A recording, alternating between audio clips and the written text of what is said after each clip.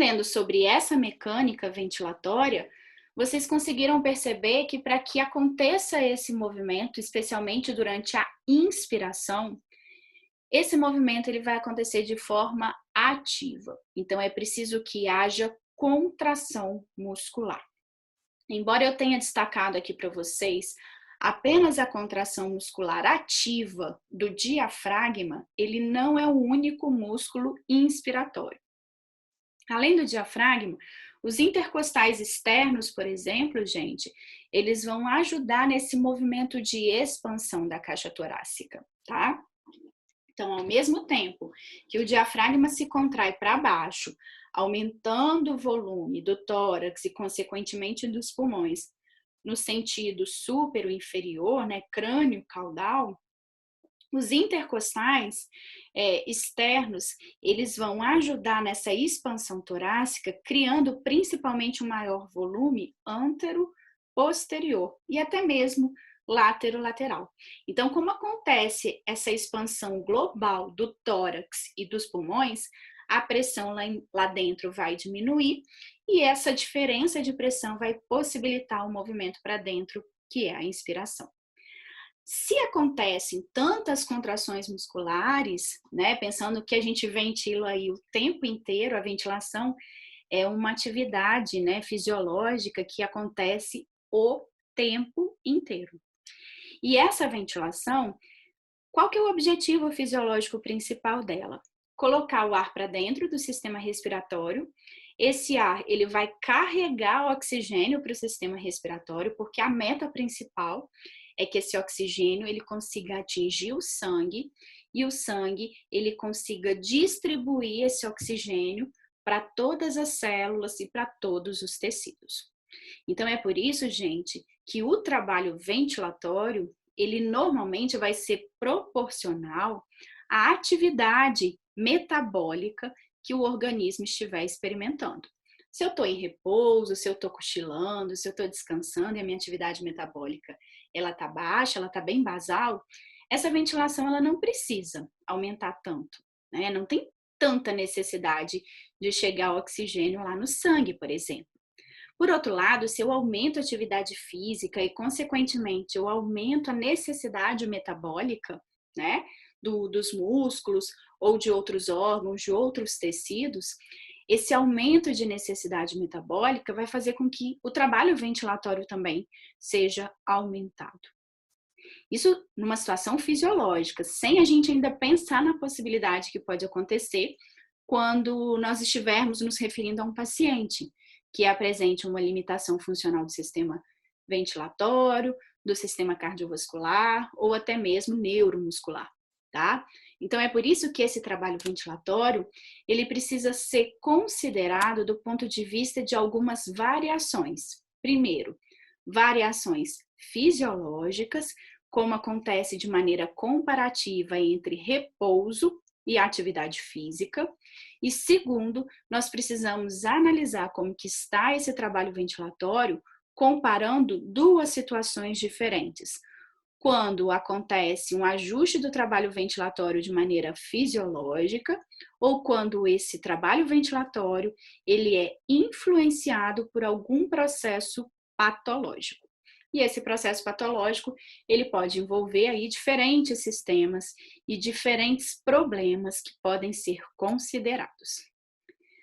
Sempre que nós pensamos em fisiologia cardiorrespiratória, sempre que nós pensamos em fisiologia metabólica, né, ou até mesmo fisiopatologia, a gente não pode esquecer desses três sistemas aqui, que são as três principais engrenagens que justificam os ajustes fisiológicos para atenderem às necessidades metabólicas específicas de cada situação e de cada organismo. Nós já mencionamos essas três engrenagens em várias outras aulas para vocês, né? Todo mundo que me conhece, que sabe que eu trabalho com cardiopulmonar, sabe que essas três engrenagens aí é a base de várias coisas que eu discuto com vocês, principalmente quando nós pensamos em capacidade funcional, né? Então, vamos relembrar o que elas querem trazer aqui de informação para a gente. Nós temos a primeira engrenagem, que é o sistema respiratório. Ela reflete para a gente a capacidade de captação de oxigênio. Então, a gente só consegue obter oxigênio de uma maneira fisiológica quando há ventilação e quando essa ventilação traz para dentro do sistema do organismo oxigênio. Qual que é o objetivo disso, gente? Que esse oxigênio ele consiga ser transportado, né? Não adianta nada respirar bem se aquele oxigênio captado ele não consegue ser transportado. Então, daí vem a importância da nossa segunda engrenagem demonstrada aqui para vocês.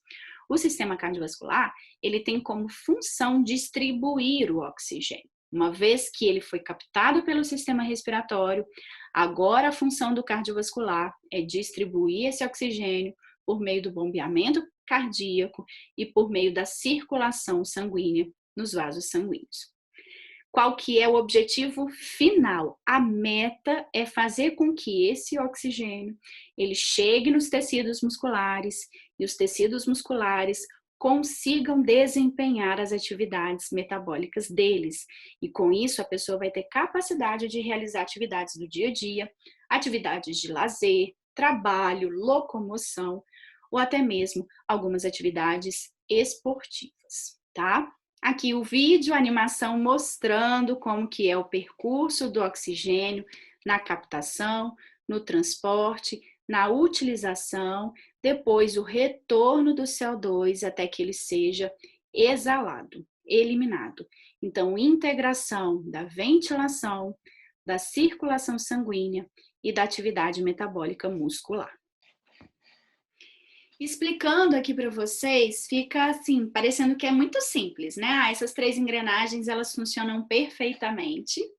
E esse funcionamento perfeito, né, coordenando sistema respiratório, sistema cardiovascular e sistema muscular, é algo muito natural que depende apenas desses três sistemas. No entanto, não é bem assim, não. Por trás dessas três engrenagens funcionando da maneira adequada, gente, nós temos o sistema nervoso. Vocês já têm aulas aqui no ERA explicando essas vias aferentes, que são vias sensoriais, e as vias eferentes, que vão integrar, trabalhar de forma integrada com esses três sistemas para atingir, né, e atender às nossas necessidades metabólicas. Mas calma, eu vou explicar para vocês aqui nesse slide de novo como que tudo isso funciona. Tá? Então, a partir do momento que nós iniciamos a execução de uma atividade motora, né, de um exercício, de uma atividade física, aqui nesse slide está sendo representado por uma bombinha, né, uma bolsa que está sendo pressionada, então uma atividade de preensão palmar. Quando inicia essa atividade física, alguns receptores que estão localizados aqui no próprio tecido muscular, esses receptores eles vão ser capazes de aferirem, de sentirem essa execução de atividade física. Existem receptores específicos aqui do grupo 3, que são aqueles motores. Então, quando começa a ter movimento muscular, eles são ativados, são neurônios. Gente, ativar neurônio é despolarizar. Então, chega uma informação lá no sistema nervoso central, aqui no cérebro, falando o seguinte, ó, começou a ter movimento muscular. Quando esse movimento ele se mantém, a atividade metabólica aumenta, a necessidade metabólica que eu mencionei para vocês vai aumentar. Então, neurônios também localizados aqui nessa região, que são neurônios do tipo 4, eles vão perceber, eles vão aferir essa mudança metabólica, levam essa despolarização, essa informação aqui para o cérebro, e o cérebro ele vai emitir alguns ajustes, que são os ajustes que justamente vão acelerar aquelas engrenagens lá do sistema cardiovascular.